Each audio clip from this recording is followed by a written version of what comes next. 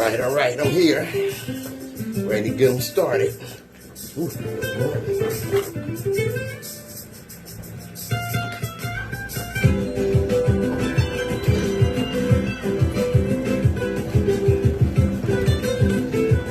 theme song going.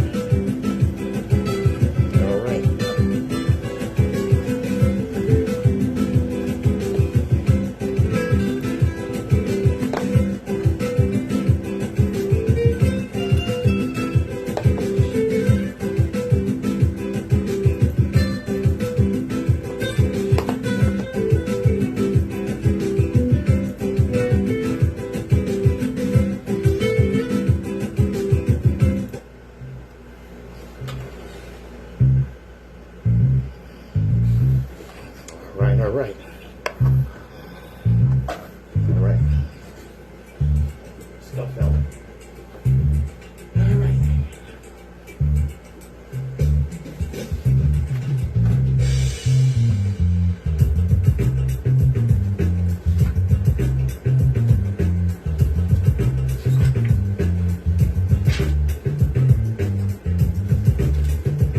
Those of us that indulge in or commit intellectual violence don't do so for the pleasure of mental masturbation or evil. Hey, good morning, We Steve. do so because the chains of oppression on people's minds are deep and difficult to remove.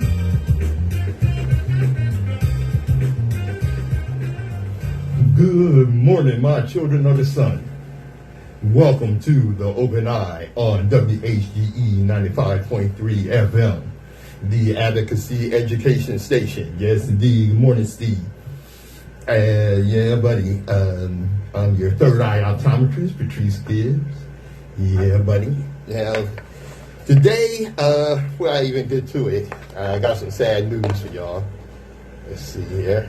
All right. Play my disclaimer first.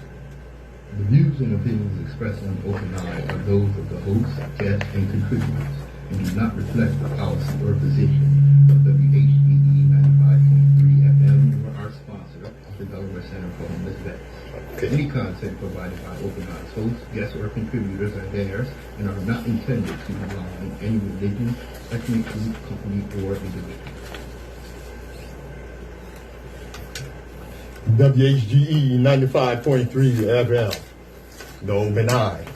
All right, today my co-host, partner, dear brother and friend will not be joining us today as he is in mourning for his brother, Raven D. Cooper, who passed away 3 days ago. Big ups and condolences to my brother Nsoromma. Raven, better known to people on the street as Michi, was one hell of a brother.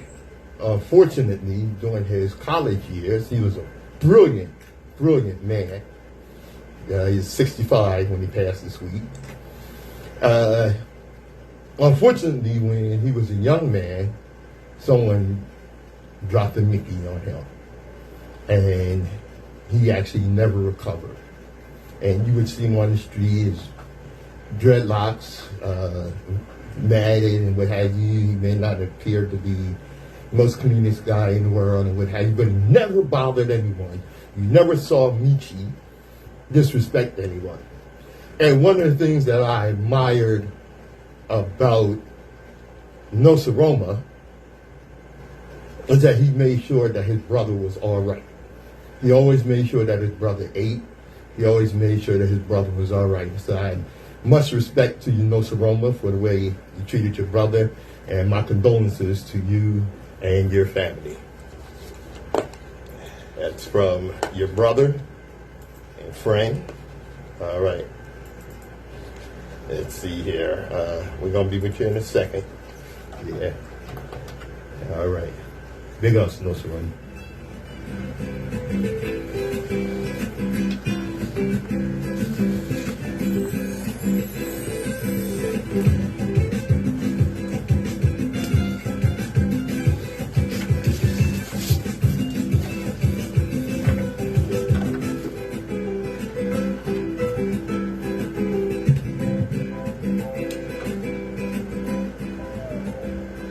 Well, we have some more sad news. Friend of mine and fellow activist, former Wilmington City Council member Nsoromma Dixon died unexpectedly Friday morning. She was 35 years old. The Wilmington flag outside the Lewis L. Redding building will fly at half-staff in her honor. Nsoromma was elected to the City Council in 2017, becoming Wilmington's youngest and first black woman in the at-large seat. She resigned 5 years later, citing expanded big business endeavors. She had just celebrated the 11th anniversary of her business. She was a businesswoman, and like I said, she just celebrated the 11th anniversary of her business. Outside of her political career, Nsoromma Dixon founded RD Innovative Solutions, a community strategy organization that celebrated, like I said, its 11th year just Thursday. The company runs the Wilmington Play Street Summer Program and works with local nonprofits. Of course, her passing was a tremendous loss to the community that she represented and served throughout her life. And she was a very accomplished young woman, well educated, pursued her education with much success, and gave back to her community. She will be sorely missed, no doubt. She had definitely gained a lot of friends and what have you throughout the community. It's a profoundly sad day. She was dedicated the better part of her life helping others. That's a quote from Congressman Blunt Rochester, which is very true. Okay? And there will be, I'm pretty sure it's tonight, a candlelight vigil will be held in Dixon's honor at 7:30 in Peter Spencer Plaza. I'm not sure, let me see, make sure here. That may have gone on last night, I'm not sure, but you want to check around to find out, as Nsoromma Dixon was someone whose life was definitely worthy of celebrating. Condolences to her and her family from Patrice Gibbs, Rhode Island optometrist, and WHGE 95.3 FM. Peace and resilience.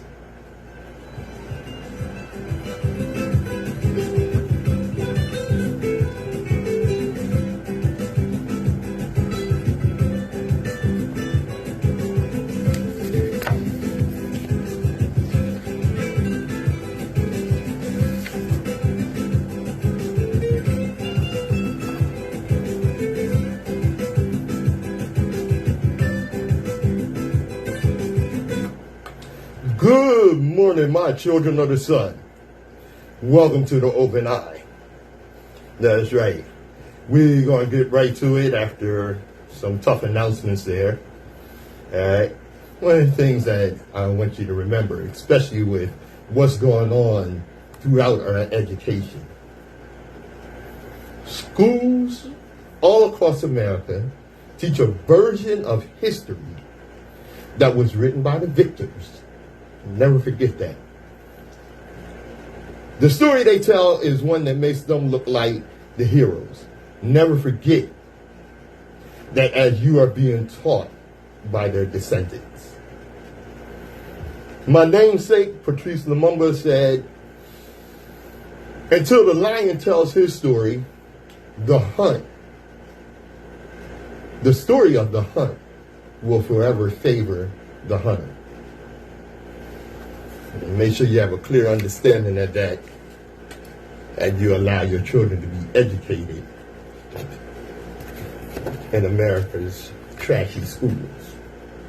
Oh, some people have a problem with that, yeah? All right, let me tell you something. Being fortunate enough to be schooled or to have my education corrected by my mother, who was conscious vigil to make sure that that was the case. I can tell you right now that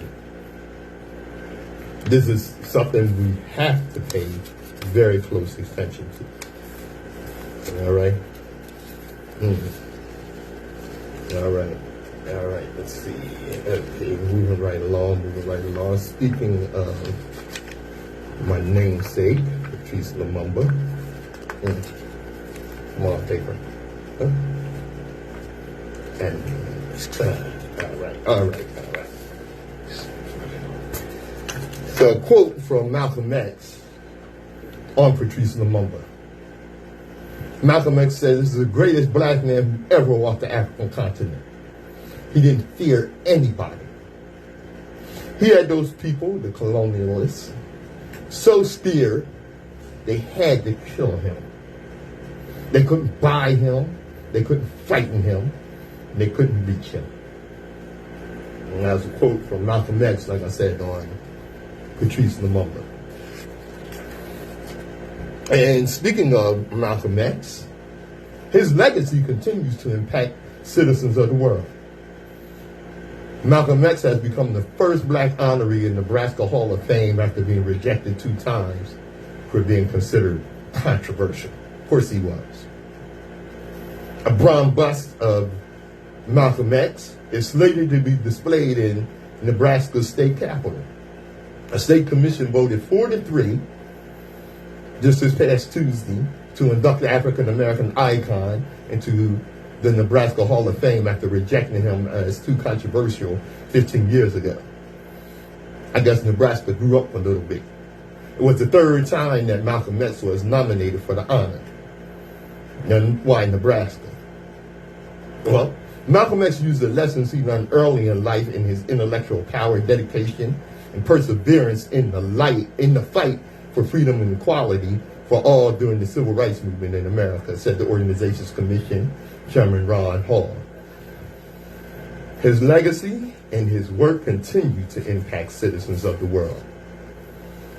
And the reason Nebraska is doing this is because Malcolm X was born in Omaha, Nebraska.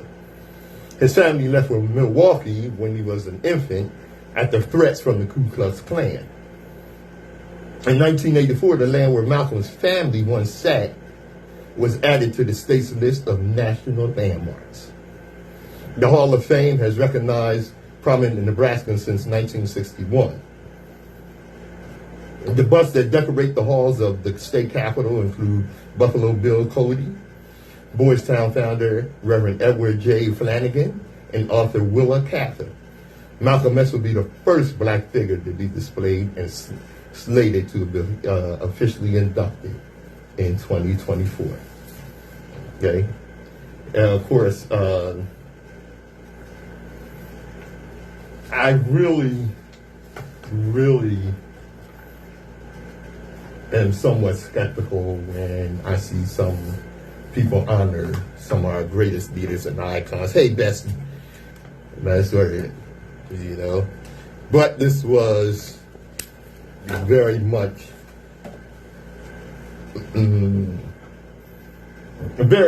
appreciated probably by those black people living in Nebraska. All right. WHGE 95.3 FM, the Open Eye. All right, we're going to keep it moving here. Give me a little second to get my ducks in a row before I move on to another topic. I'm Patrice Gibbs, your third eye optometrist. All right.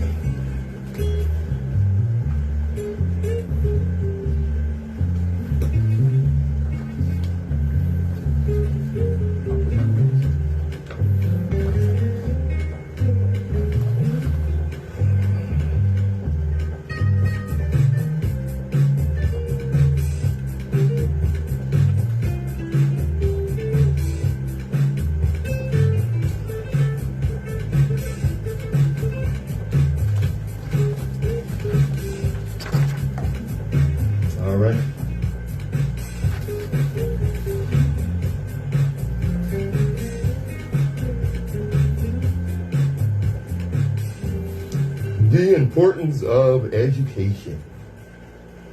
Were early African American scholars fooled on ancient Kemet? Well, the Egyptian mysteries of Isis and Osiris, Asur and Aset in Kemetic language, exerted considerable influence upon early Christianity. These two great Egyptian deities, whose worship passed into Europe, were revered not only in Rome, but in many other centers where Christian communities were growing up. Osiris and Isis, so the legend runs, were at one and the same time brother and sister, husband and wife. But Osiris was murdered, his confined body being thrown into the Nile, and shortly afterwards the widowed and exiled Isis gave birth to a son, Horus, or Heru. Meanwhile, the coffin washed up on the Syrian coast and became miraculously lodged in the trunk of a tree. This tree afterwards chanced to be cut down and made into a pillar in the palace of Byblos. And there Isis at length found it. After recovering Osiris' dismembered body, Isis restored him to life and installed him as king in the netherworld. Meanwhile, Horus, having grown to manhood, reigned on earth, later becoming the third person of this great Egyptian trinity. The word trinity is important here because Asir, Aset, and Heru were the model for the Christian Trinity. Heru preceded Christ, Jesus Christ, of the Bible by some 2,000 years. And if you look at the life of Heru, you will find that the life of Christ exactly copies the life of Heru. Mm-hmm. Why didn't we know this? Well, here's one reason. When Alexander came into Africa, instead of burning libraries, and that's one of the greatest myths of history, the burning of the Library of Alexandria, he said the books on to Aristotle, who rewrote a lot of them and put his own name on them. So a lot of what you think is Aristotle's writings is the plagiarism from African writings. And that's a quote from the great Dr. John Henrik Clarke. White historians claim Alexander and Julius Caesar burned African libraries during the collapse and conquering of Egypt. Specifically, like I said, the Library of Alexandria, supposedly destroying the greatest archives of African knowledge the world had ever seen. And like I said, our master teacher, Dr. John Henrik Clarke, says otherwise. Dr. Clarke says the European conquerors instead took manuscripts and papyrus back to their philosophers, like Aristotle, and these African written books and manuscripts were copied, stolen, and accredited to their own Grecian philosophers. We know through Egyptian history that Greek and Romans sent their philosophers and teachers to study and learn from the minds of Egyptian and African teachers. Egyptian and African. No, that wasn't the same. Egyptian African teachers. Take that "and" out of there. The great minds, Aristotle and Plato, plagiarized information and teachings from our African ancestors. Know your true history, people. That's where know your true history. You know, I want to stay in that vein right now. And I want to thank Sister Sherry Bryson for posting this. All right, Sherry Bryson, who is a very conscious sister, more than just my friend on Facebook. She's a personal friend, or as I say, my favorite Facebook cuz, one of them. All right. Now, some of the criticisms that I hear from black people concerning quote unquote conscious people can't use the word woke anymore because right-wing racist whites have constricted the word woke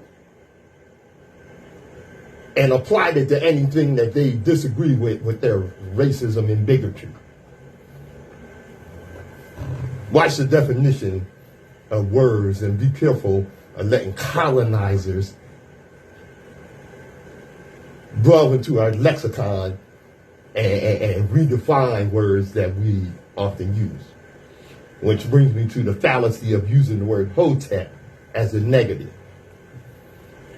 Hotep is not a word that anyone has ever used to describe themselves, such as, I am a hotep, or I belong to the hoteps, or I'm a member of the hoteps. Hotep is a word that comes from the language that is either the oldest or second oldest written script on earth. I would say the oldest. It is a word that simply means peace.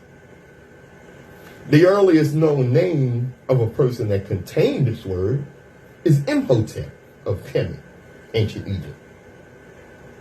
The great Imhotep. The world's first genius, the African Imhotep.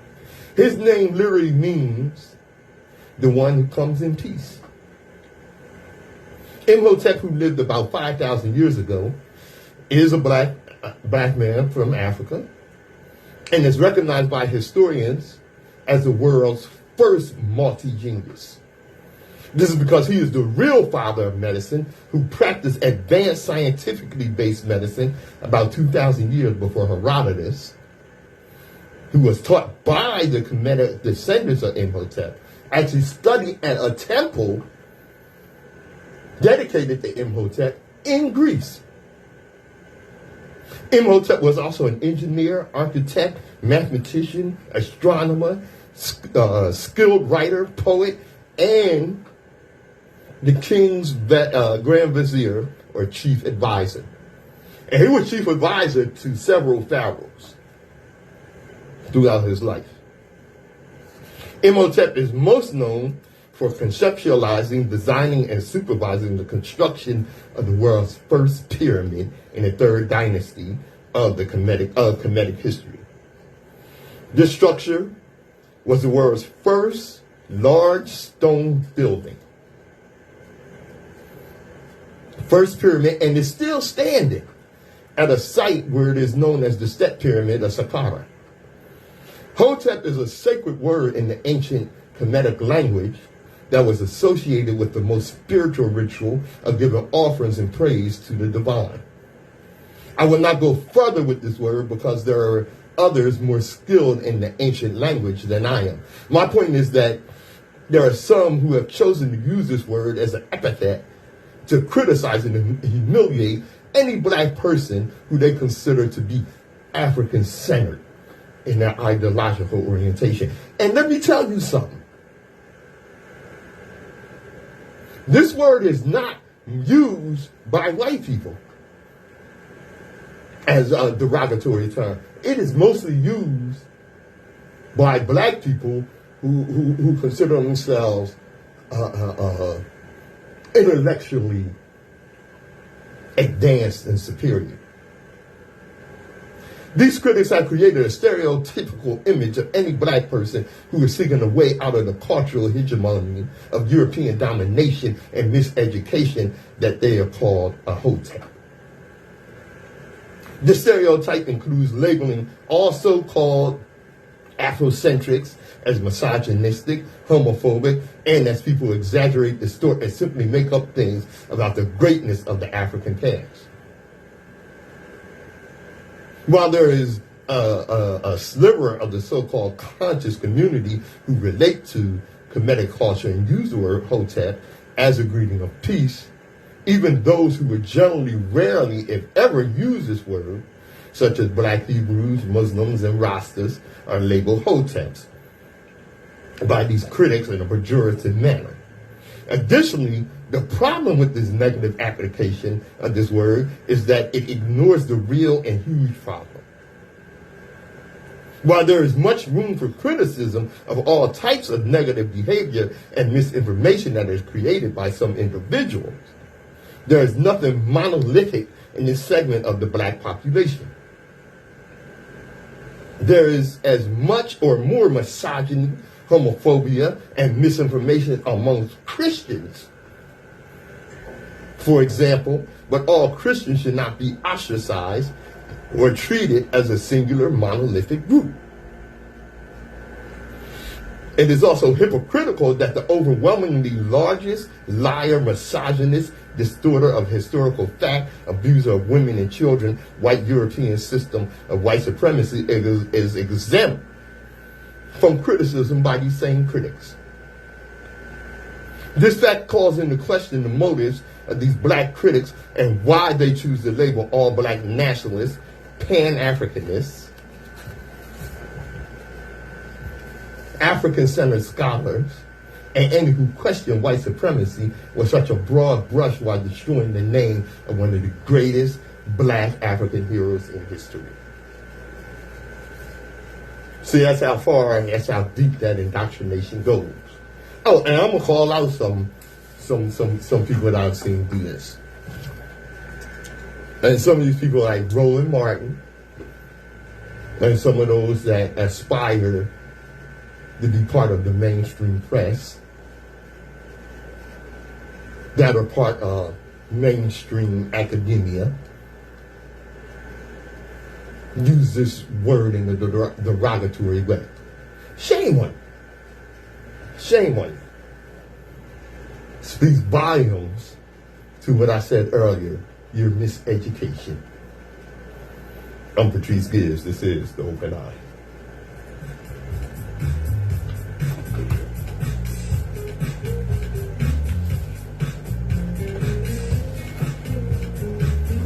All right. All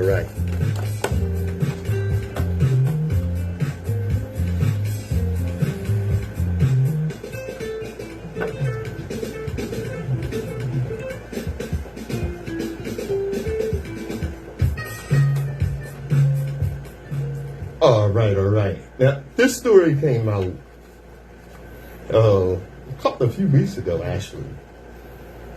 And that's the fact that elected officials, police chiefs, are on the Oath Keepers list.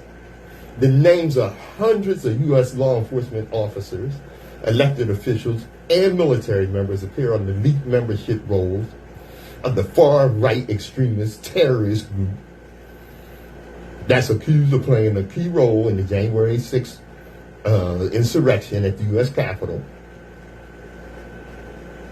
The Anti-Defamation League Center on Extremism poured over more than 38,000 names on the Oath Keeper membership list and identified more than 370 people it believes currently work in law enforcement agencies, including police chiefs and sheriffs and more than 100 people who are currently members of the military. Okay, that list is small. That might be the list from the Oath Keepers, all right? And actually, to those of us in the black community, this is not news. It's not news that white supremacists have infiltrated police forces, the military, medicine, healthcare, the judiciary, corporate businesses, and what have you. It's not news. Now, this data may raise fresh concerns about the presence of extremists in law enforcement and the military who are tasked with enforcing the laws and protecting the U.S. But let us remember from the gate, okay, that police forces descended from slave patrols. Let's not forget that. And let us not also forget that throughout American society, there are those in occupations all across the board who are white supremacists or adhere to the philosophies of white supremacy. This is how we get mass incarceration, which was pushed by left-wing politicians. Okay? And I'm talking about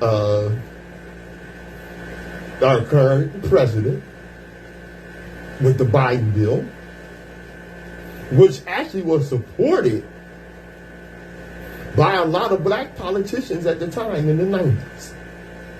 Now you have to wonder, how did that come about? It's called control out of chaos. Okay? White supremacy in America flooded our neighborhoods with crack cocaine during the 80s and 90s. And this was so egregious that we had our own people saying, my God, what are we going to do about this chaos in our community? We have families destroying each other. People addicted to this. And they fed into the propaganda. Like for instance, when, who was it? Bush Sr. claimed that they were selling crack right across the street from the White House. It's easy to get his candy. Many of our own so-called political leaders cried out that something has to be done. So they fed right into the hands of white supremacy and criminalized addicts who were sick. And what happened was mass incarceration, families destroyed. Okay? These things took place. What time is it here? Okay. These things took place in our communities with the support of our own. That's called control out of chaos. Put people in a situation where they themselves cry out for their own oppressor to come in and correct the situation. It doesn't happen. Wake up, my people. WHGE 95.3 FM, The Open Eye.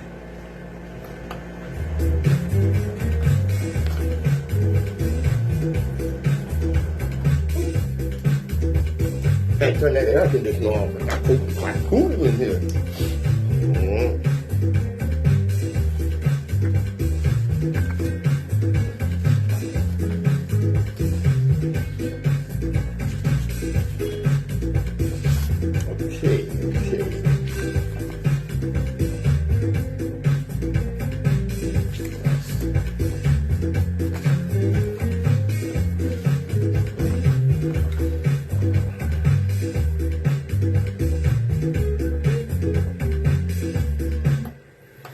How deep does the bigotry go? How deep does the racism go?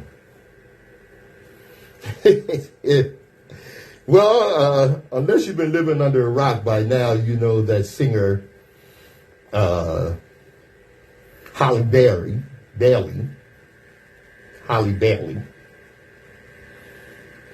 There's a trailer that has come out for the live action remake from Disney of The Little Mermaid. Okay? And man, the racist backlash has been unbelievable. The video posted on YouTube got 1.5 million dislikes. That's how deep it is. White supremacists have come out in droves, crying the blues about a fictional character being portrayed by a black woman. That they're one of their favorite childhood movies, The Little Mermaid. On the movie, The Little Mermaid was a redhead white girl. On the original animated version. Yeah. Glasses fogging up, y'all. All right. Look. For context, ever since Disney revealed a snippet for the film last week, the talented singer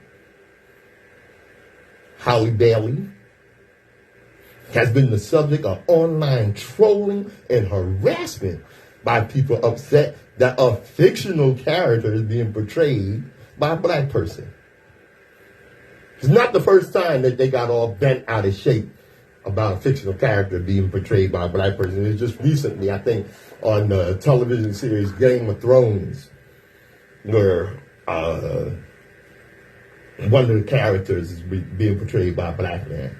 On another series, Lord of the Rings series, one of the elves was portrayed, and these people got bent out of shape.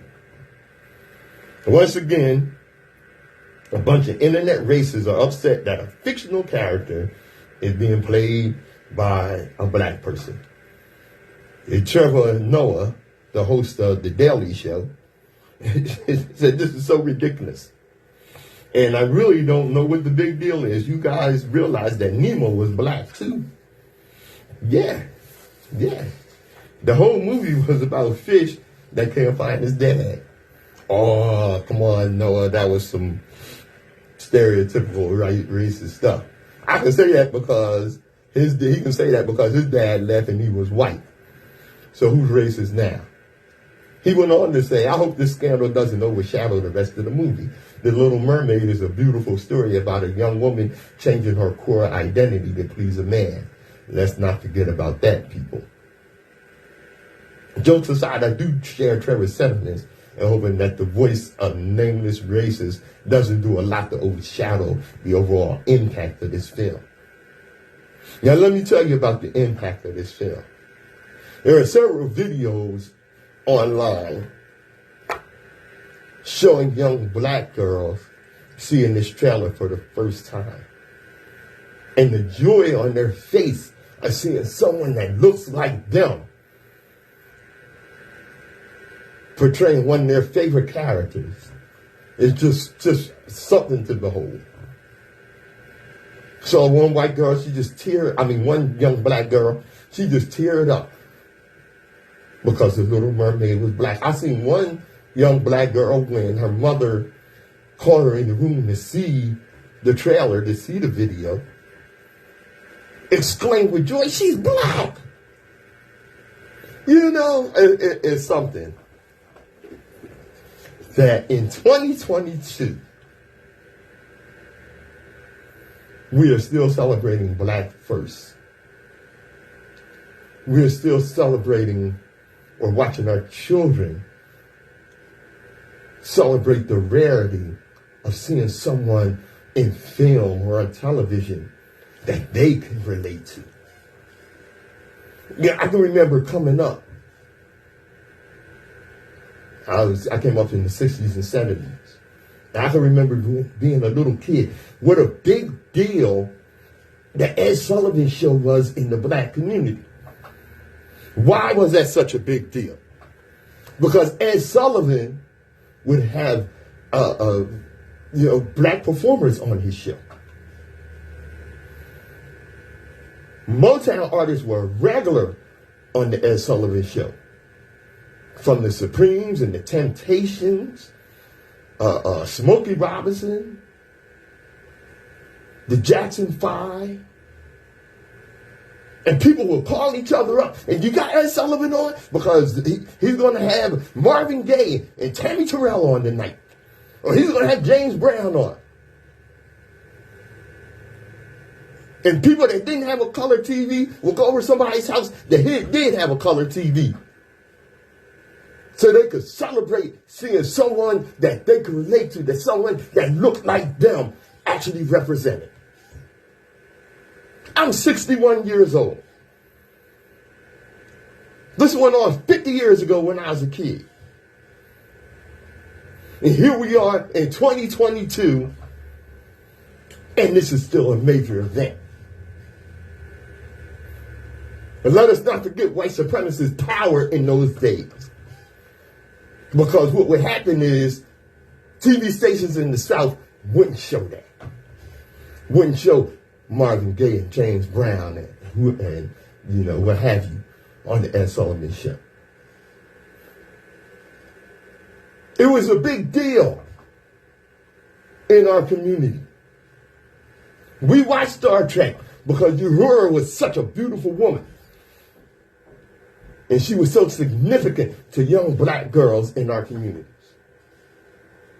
She was going to leave the show, and she was talked out of it by Dr. King because he explained to her how important it was for young black girls to see her in that role.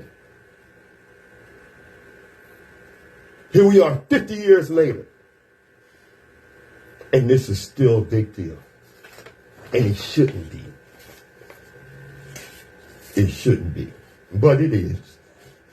WHGE 95.3 FM, the Open Eye. Oh, I got some more coming up for you about entertainment. Oh, you can believe that. Let me take just a little musical break here while I get my notes together. Y'all don't mind. All right.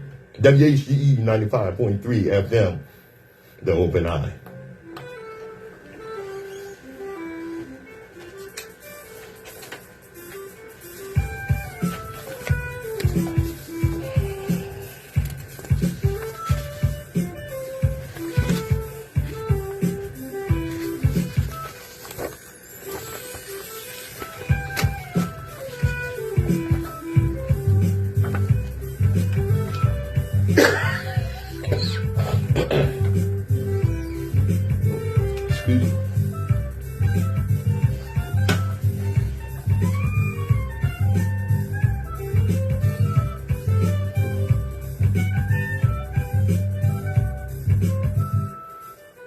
Yes, indeed. The name of that song is No Socks by Patrice Gibbs. By the way, that was one of my mother's favorites. Of course, we're still dealing with the illegality in some law enforcement's minds of existing while black. So it's a big deal that a black college student is able to sell his safety pouch, a tool to fight against against police brutality in retail locations throughout the country. This one student tapped into his lived experiences as a black male in America and created a product that could determine for motorists if they will return home. After the young man took his idea from brainstorming to market, he has a product now available at Walmart, Amazon, and other retail stores. David Price, the founder of the safety pouch, came up with the wallet after his parents gifted him with his first car and sat him down at his kitchen table and gave him the talk. The talk that black parents have to give to their black children on how to navigate through society and deal with police brutality. His parents sought to prepare him for some of the hazards that come with driving while black, including getting stopped by the police and being required to provide them with documents that may not be easily accessible to the motorists at the time. Young Mr. Price said, "My mom and dad always made it clear that as a young black man, I have to be extra careful in this world. I've always been aware of that." He said, "Before my parents gave me the keys to my car, they sat down and had to talk with me. And during that conversation, I kept thinking, there must be products out there that help facilitate safer interactions between drivers and these race soldiers, known as law enforcement. The safety patch, a storage device that can keep all of one's driving credentials in one place, according to Good Impressions by Meredith, a company Price is aligned with to better communicate his brand. The idea was taken from concept to a product while Price was a student at Cape Joe and crazed entrepreneurial course at Loyola University, a class he took by mistake. As an instructor, Mercury encouraged his students to create products that could have a major impact on the world, looking to solve one or more societal issues. And that's why young Mr. Price came up with the safety pouch. Go on Amazon or go down to Walmart. I know you don't like that, Steve. Sending people down to Walmart. But go where you can get the safety pouch, especially if you're a black person. All right. What we got coming up here? Well, let's talk about. And let me say this. I meant to throw this in. Concerning the Little Mermaid, as you know, I got to go back to that. All right. Do you know that some of these ignorant, stupid racists have actually cited scientific theories on why a mermaid is white? Yeah, scientific theories and historical proof that mermaids were white. The story of the Little Mermaid that was written by Hans Christian Andersen, which the story is loosely based on by Disney. The mermaid had to be white because Hans Christian Andersen was a Norwegian or Sweden or something in Northern Europe. And when he wrote the story, he definitely had a white girl in mind. Well, you know what? After all the Africans y'all threw in the goddamn ocean, y'all surprised a mermaid is black? Get the hell out of here. This is the open eye. All right. Something else I want to deal with. And it's something I talked about a while back. The misdirection of black women's image. And I bring this up first because it's something that I'm going to move on to relate to that. Remember Lauryn Hill? When Lauryn Hill single-handedly elevated the image of the black woman to an all-time high, the mind molders within American culture knew they had to do something fast. And they found the perfect solution in a rising young star from Houston, Texas, named Beyonce Knowles. Some of y'all ain't gonna like this. Lauryn had black girls around the world realizing they didn't have to fit into any Hollywood Madison Avenue pre-scripted image, nor did they have to sell themselves as an overly sexualized Jezebel in order to gain attention and appreciation. Lauryn gave women class, talent, wisdom, and intelligence. Meanwhile, Beyonce teaches our girls how to use their bodies, sex, and sensuality to gain false power. Oh, she gave us legs, boobs, and a whole lot of boobyliciousness. Now we have far too many Beyoncés and not nearly enough women aspiring to be Lauryn. The role of the artist is exactly the same as the role as the lover. If I love you, I have to make you conscious of the things you don't see. It's a quote from James Baldwin. Now, one of the reasons I bring this up is it's a movie that opened this weekend called The Woman King, starring the accomplished actress Viola Davis. A lot of people have been waiting for this movie. Okay? This is a quote from Tony Browder, scholar and educator. The Woman King is the closest we've gotten to cinematic reparations. It was magnificent. It made me love Africa and made me love African women more.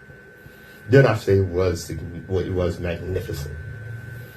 Okay, well, I hear you, brother, and I'm sure you enjoyed it.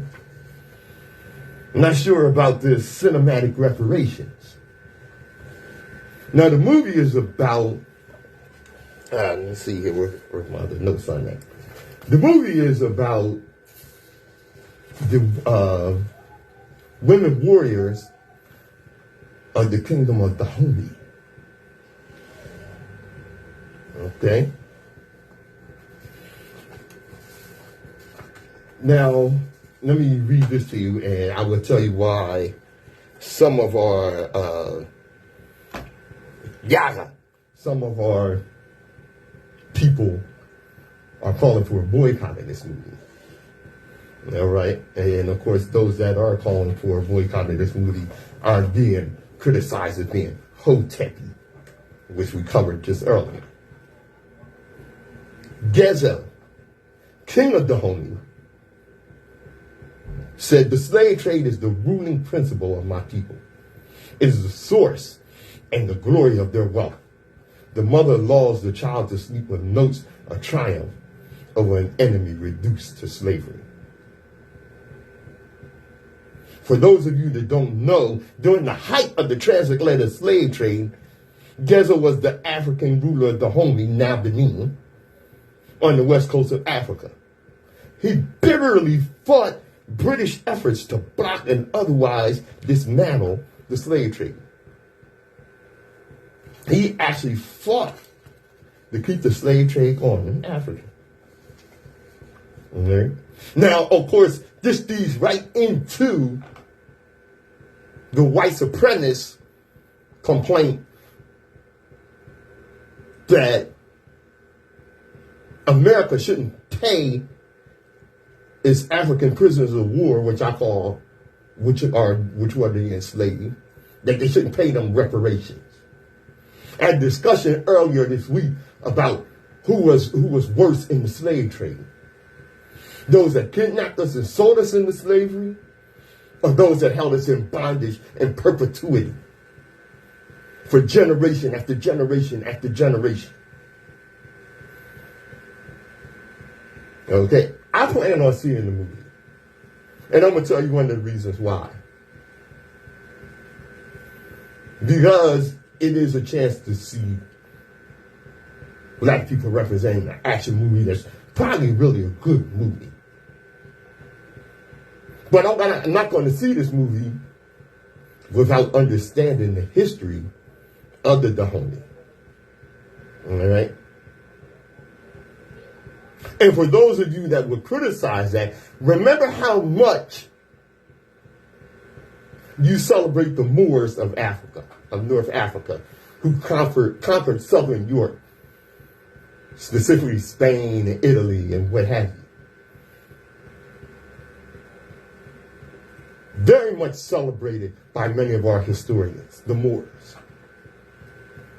But what we don't talk about the Moors is the fact that after 700 years in southern Europe, when they were actually kicked out by the Europeans finally, who gained enough strength and this, that, and the other to chase the Moors out, the Moors returned to Africa with no sentimental feeling for their original homeland. No compassion for their original homeland. And they were major participants in the slave trade. As a matter of fact, they could be blamed, the returning Moors, because they warred on the empires of Songhai and Ghana and the Mandingo, and weakened them so that when the Arabs and the Europeans came in, because of their wars with their own people, the Moors, who did not relate to them anymore, they were in a weakened state and easily conquered by the colonizers. But we still celebrate the Moors. So when you say Africans sold Africans into slavery, understand what Africans sold Africans into slavery. Because many of those that were involved in the slave trade had no idea of the brutality of the chattel slavery that was practiced by the Europeans. Okay? And just like in Europe, you can call all these, white people coming from Europeans, but they didn't all become white people until during the slave trade. So you have Europeans that were Italian and German and British and this, that. So when they fought against each other, and actually sold slaves from Europe into North Africa, no one said Europeans sold slaves. No, it was the Italians, it was the Germans that did their own people.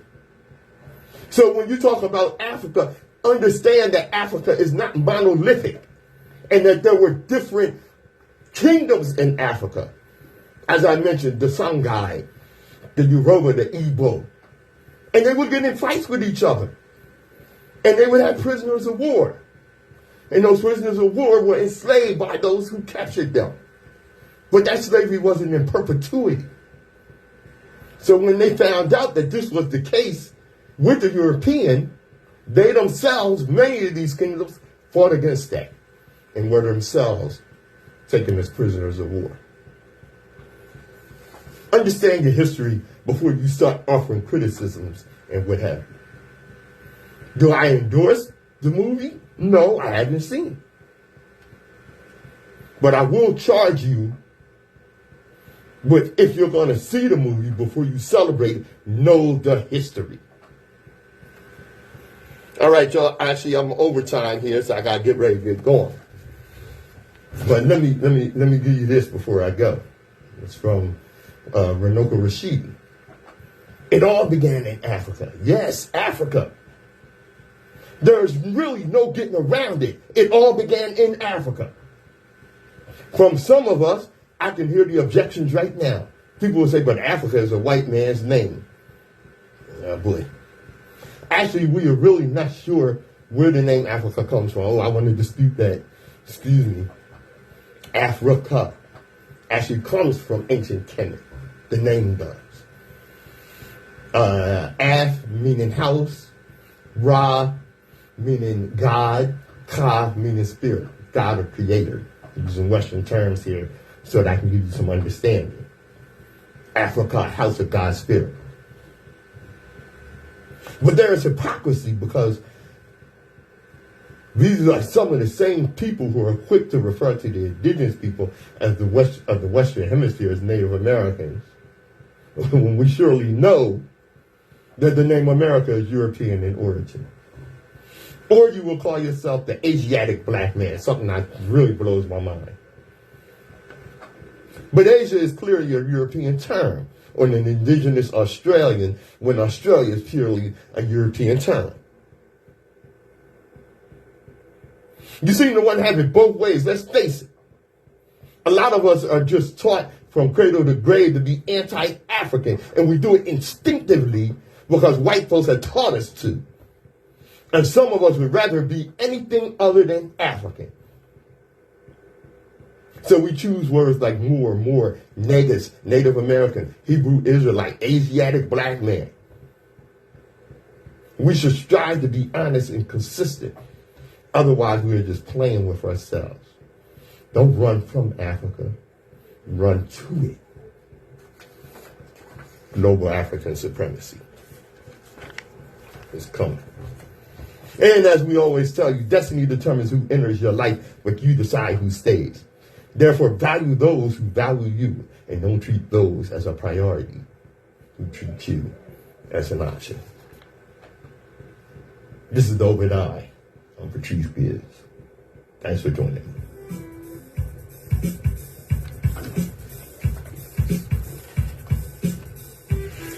All right. Bessie, brother Vic, I see you there, brother. Yes, indeed. All right, and my man Steve. How you doing, bro? All right. I want to thank you all for tuning in. For those of you that missed the Open Eye, I will be posting it later on YouTube. All right. Hope you learned something today. I know I did. Thanks for joining me. The Open Eye.